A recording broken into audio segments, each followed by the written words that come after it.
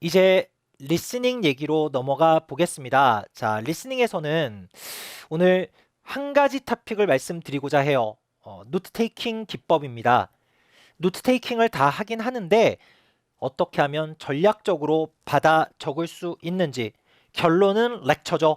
강의가 나왔을 때 제대로 받아 적고 제대로 문제를 맞춰야 리스닝 고득점이 가능한 거죠. 노테이킹 들어가기 이전에 우선 리스닝의 중요성에 대해서 한 가지만 좀 말씀을 드려볼게요. 왜냐하면 토플의 4개 영역 중에서 학부모님들이나 학생들에게 가장 외면받는 영역이 리스닝이에요.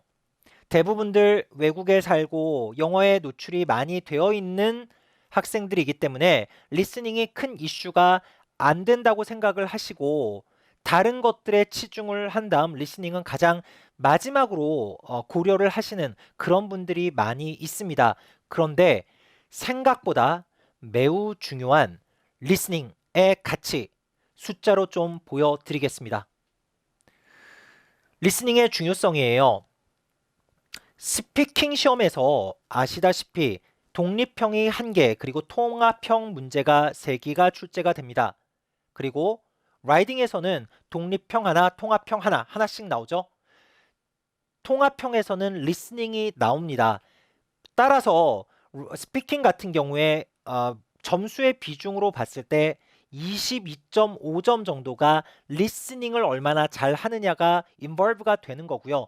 라이딩의 경우에는 약 15점 정도가 리스닝이 결부가 됩니다.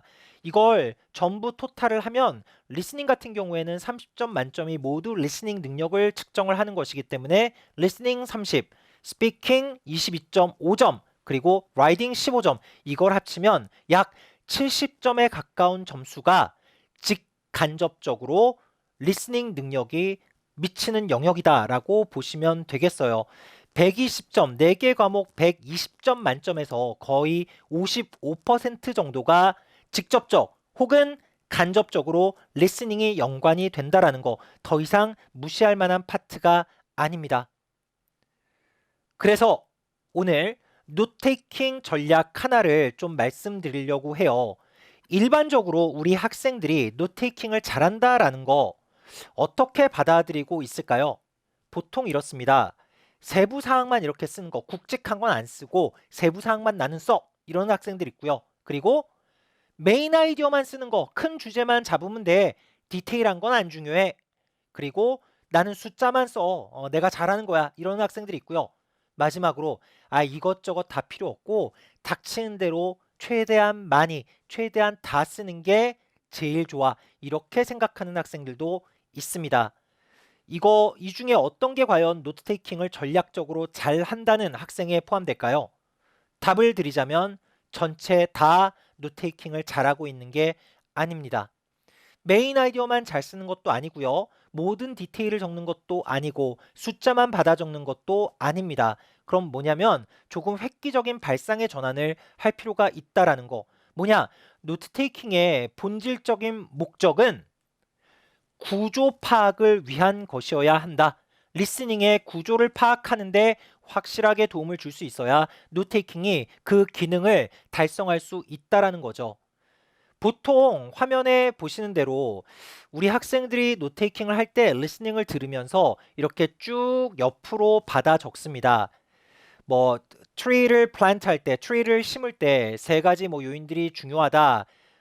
토일이 중요하고 그다음에 레인폴 그리고 선라이트 햇빛도 중요하고 이런 다음에 들리는 대로 그냥 쓰는 거죠. 옆으로 길쭉하게 씁니다.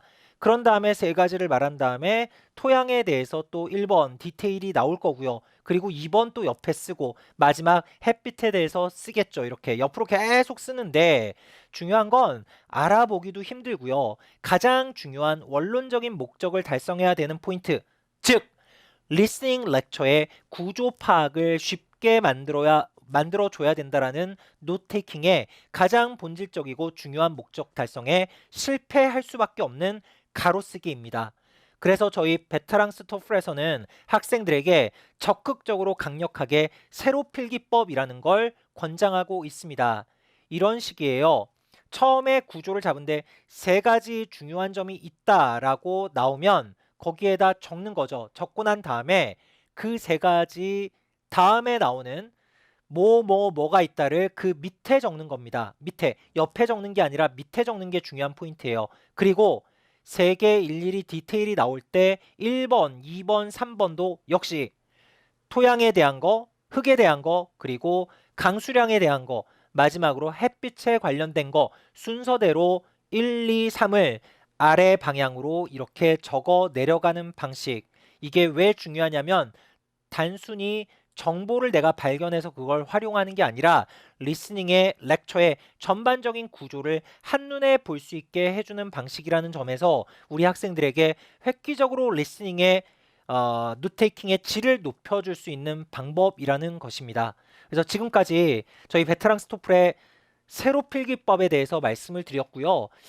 그 독학하시는 학생들도 이거 조금만 연습을 하면 적응하는데 조금 시간이 걸리긴 하지만 조금만 노력을 하면 생각보다 많은 리턴을 가져올 수 있는 아주 중요한 노테이킹 방법입니다.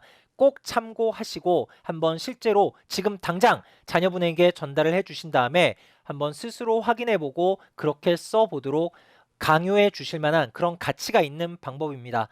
리스닝 얘기 여기까지 드리고요. 자, 이제 마지막 스피킹 영역으로 가보겠습니다. 자, 이번 스피킹 설명회에서는 도대체 발음이나 속도나 내용이나 논리 이런 것들이 채점이 된다라고 알고 있는데 도대체 뭐가 가장 중요할까요? 라는 질문에, 가상의 질문에 제가 답을 드리는 방식으로 가볼게요. 크게 세 가지 채점 영역이 있습니다. 이거는 제가 말씀드리는 게 아니라 ETS, 토플을 출제하는 ETS의 스코링 매뉴얼에 나와 있는 이런 방식이에요. 첫 번째 delivery, 그러니까 전달력이죠. 발음이나 어떤 속도, 그리고 명확함 이런 걸 얘기하는 거죠. 그리고 두 번째 use of language, 이건 바로 문법이나 어휘력, 표현력을 얘기를 하는 겁니다. 그리고 세 번째가 이제 내용에 관련된 건데 topic development라고 하는데 그냥 토픽과의 연관성, relevancy를 얘기하는 게 아니라 이 development라는 용어가 매뉴얼에 써져 있다는 게 되게 중요한 포인트예요. 이건 단순히 연관된 말을 하는 걸 넘어서서 발전이 돼야 된다, 확장이 되거나 깊어져야 된다라는 내용을 담고 있습니다. 따라서 그저 그 단어가 들어간 내용을 말해준다라는 것만, 1차원적인 것만 가지고는 고득점을 받을 수는 없다. 좀 더 깊숙하게 논리가 발전되고 확장되는 느낌을 주어야 한다. 라는 결론에 이를 수 있겠습니다. 그래서 세 가지 잘 기억을 해두세요. delivery, 전달력, 그 다음 use of language, 표현력, 마지막으로 topic development, 내용의 전개, 내용의 충실성, 이것들을 가지고 ETS는 채점을 하게 됩니다. 그래서 그러면 이제 우리 학생들이 영어에 많은 노출이 되어 있는 학생들이긴 하지만 가장 중요한 건 템플릿과 첨삭이 같이 가야 돼요. 학습을 할 때. 그래서 외부의 도움을 받을 수 있는 가장 결정적인 게 이 두 가지인데 템플릿은 어떻게 접근을 하고 첨삭은 어떤 거냐. 일단 많은 학생들이 오해를 하시는 게 템플릿만 가지고 된다라고 생각하시는 분들도 있고요. 첨삭만이 살 길이다 라고 또 극단적으로 이쪽만 생각하는 분들이 있어요. 아니에요. 둘 다 같이 가야 됩니다. 그래서 같이 상승 효과를 일으켜야 우리 학생들이 실제 시험을 봤을 때 스피킹 점수를 극대화시킬 수 있다는 거죠. 템플릿은 저희 베테랑 스토플에서는 총 8가지 토픽으로 나눠서 템플릿을 드립니다. 이거는 저희가 비현실적으로 막 수십 개, 수백 가지 토픽을 정해가지고 템플릿을 드리면 이미 그건 템플릿의 의미를 상실을 한 거고요. 학생들이 외울 수 있는 한도 내에서 가장 그래도 구체화된 말을 하면서도 그리고 연관된 것들끼리 그룹핑을 시킬 수 있는 최대 단위로 뽑은 것들입니다. 크게 8가지 주제가 여러분들 보시는 화면에 나오는데요. 예를 들어 환경에 대한 거, 그리고 스마트폰이나 이런 태블릿 같은 디바이스에 관련된 내용들, 그리고 교통에 관련된 거, 돈에 관련된 거, 그리고 그룹 액티비티, exercise, 그리고 타임 세이빙, 시간 효율적인 측면, 마지막으로 experience, 경험에 관련된 내용들의 말할 거리를 이미 만들어 주는 거죠. 예를 들어 활용만 잠깐 말씀을 드리자면 제가 좀 전에 말씀드린 것 중에서 그룹 액티비티 이런 것 같은 경우에는 가령 너는 시험 공부를 할 때 혼자 하는 게 더 효율적이라고 생각하냐? 아니면 그룹 스터디를 하는 게 효율적이라고 생각하느냐? 이런 질문에서도 써먹을 수가 있겠고요. 당신은 프리타임 때 팀 스포츠를 보는 걸 더 즐기느냐? 축구 같은 팀 스포츠를 즐기느냐? 아니면 테니스 같은 인디비주얼 개인 종목을 선호하느냐? 이런 데다가 써먹을 수도 있겠고요. 너는 시험이 끝난 다음에 스트레스를 풀기 위해서 어떤 활동이 개인에게 가장 큰 도움이 된다고 보느냐?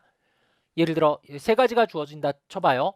영화 보기, 그 다음 독서하기, 아니면 사커, 축구하기. 이 세 가지 중에 내 머릿속에 이미 갖고 있는 건 그룹 액티비티라는 게 머릿속에 강력하게 들어가 있죠. 그렇기 때문에 자기도 모르게 무의식적으로 바로 사커 이걸 선택을 한 다음에 그룹 액티비티에서 외웠던 그런 기본 템플릿 플러스 여러 번의 첨삭을 통해서 단련이 된 본인이 말을 만들어내는 생산 능력을 같이 컴바인 시켜서 정제된 답변을 낼 수 있다는 겁니다. 참고로 각 토픽별로 세 가지씩의 생각을 학생들에게 암기시키게 되고요. 그러니까 총 24개의 생각을 달달달달 일단 암기를 시킨 다음에 거기서 개개인들이 각각 확장시켜서 첨삭을 받는 방향으로 그렇게 학습이 진행된다고 이해하시면 되겠습니다. 네, 그래서 이제 마지막으로 저희 베테랑스의 스피킹 스코링 루브릭에 대해서 말씀을 드리겠습니다. 이렇게 엑셀 화면 보이시죠?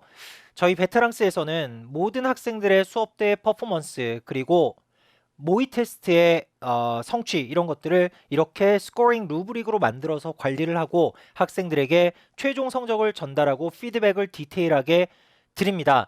이 루브릭은 참고로 ETS의 점수 산정하는 방식과 똑같은 논리로 만들어져 있습니다. 저희도 이거 만들어내는데 시간이 꽤 오래 걸렸고요. 그래서 보시다시피 스피킹 같은 경우에는 각 영역별로 아까 제가 모두에 말씀을 드렸었죠. delivery 그리고 use of language 그리고 마지막으로 topic development 이 세 가지 영역에 있어서 각각 0점부터 4점까지 그렇게 점수를 주게 되어 있습니다.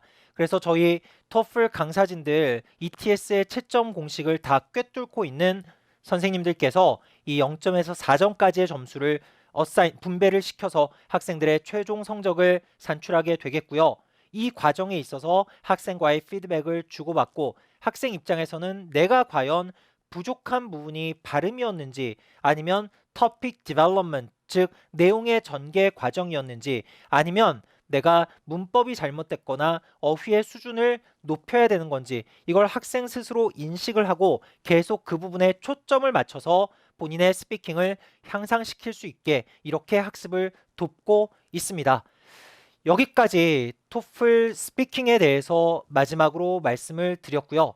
자, 이제 21년 겨울방학 특강 토플 설명에 총 4개 영역에 있어서 가장 중요한 토픽들 말씀을 드렸습니다. 어떻게 많은 도움이 되셨는지 모르겠습니다. 기타 문의사항 토플에 관련된 문의사항들 저희 학원으로 문의 주시면 성심성의껏 저희 강사들이 도와드릴 수 있을 거고요. 우리 학생들 겨울방학 때 저희 베테랑스 토플로 보내주시면 정말 열과 성을 다해서 모든 노하우와 내공을 다 집어넣어서 학생의 성적 향상에 도움을 주겠습니다. 지금까지 시청해 주셔서 감사합니다.